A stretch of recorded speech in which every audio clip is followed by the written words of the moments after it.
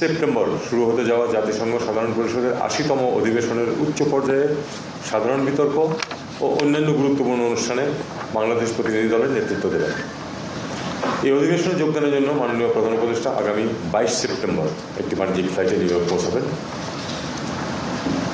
এবছর জাতিসংঘের ৮০তম বর্ষপূর্তি এবং এ লক্ষ্যে সাধারণ বিতর্কের প্রতিপাদ্য হল better together 80 years and more for peace, development and human rights। জাতিসংঘের ৩টি মূল স্তম্ভ আপনারা জানেন: শান্তি ও নিরাপত্তা, উন্নয়ন এবং মানবাধিকার। সবই এমনভাবে সমানভাবে এবারের অধিবেশনে গুরুত্ব পাবে। বিশ্বব্যাপী আস্থার সংকট, সংরক্ষণবাদের উত্থান, বহুপাক্ষিক কূটনীতি এবং আলোচনার পথ উপেক্ষা করার ফলে সৃষ্ট যে তীব্র সংকট থেকে সংঘাতের সৃষ্টি হয়েছে, মানবাধিকার লঙ্ঘন ঘটছে, বিজ্ঞান ও তথ্য প্রযুক্তির অভাবনীয় উন্নতির পাশাপাশি উদ্ভূত নানা রকম বৈশ্বিক চ্যালেঞ্জ মোকাবেলা এবং টেকসই উন্নয়ন বাস্তবায়নে কার্যকর ও সমন্বিত পদক্ষেপের বিষয়ে সার্বিক আলোচনার ক্ষেত্রে এবারের প্রতিপাদ্যটি অত্যন্ত অর্থবহ। এবছরের অধিবেশন বাংলাদেশের জন্য বিশেষভাবে তাৎপর্যপূর্ণ, কারণ এবার ৩০ সেপ্টেম্বর ২০২৫ তারিখে জাতিসংঘ সাধারণ পরিষদের সভাপতির সভাপতিত্বে high level conference on the situation of Rohingya Muslims and other minorities in Myanmar শীর্ষক একটি উচ্চ পর্যায়ের সভা অনুষ্ঠিত হবে।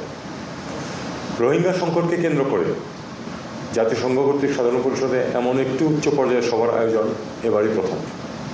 উল্লেখ্য, গত বছর জাতিসংঘ সাধারণ পরিষদের মাননীয় প্রধান উপদেষ্টা প্রথমবারের মতো সকল অংশীদারের অংশগ্রহণে জাতিসংঘ কর্তৃক এমন একটি উচ্চ পর্যায়ের সভা আয়োজনের প্রস্তাব করেন। মাননীয় প্রধান উপদেষ্টার এই প্রস্তাব দ্রুত বিশ্বব্যাপী গ্রহণযোগ্যতা লাভ করে, যার পরিপ্রেক্ষিতে জাতিসংঘের সদস্য রাষ্ট্রসমূহ সর্বসম্মতিক্রমে একটি রেজলিউশনের মাধ্যমে জাতিসংঘ সাধারণ পরিষদের সভাপতির নেতৃত্বে উক্ত উচ্চ পর্যায়ের সভাটি আয়োজনের সিদ্ধান্ত গ্রহণ করে।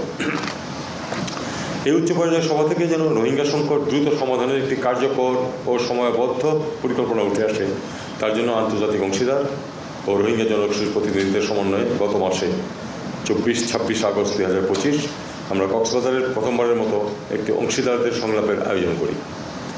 এছাড়াও আপনারা অবগত আছেন যে জাতিসংঘ মহাসচিব আন্তোনিও গুতেরেস গত মার্চ মাসে বাংলাদেশ সফর করে রোহিঙ্গাদের সাথে সংহতি প্রকাশ করে কক্সবাজারে একসাথে ইফতার করেছিলেন।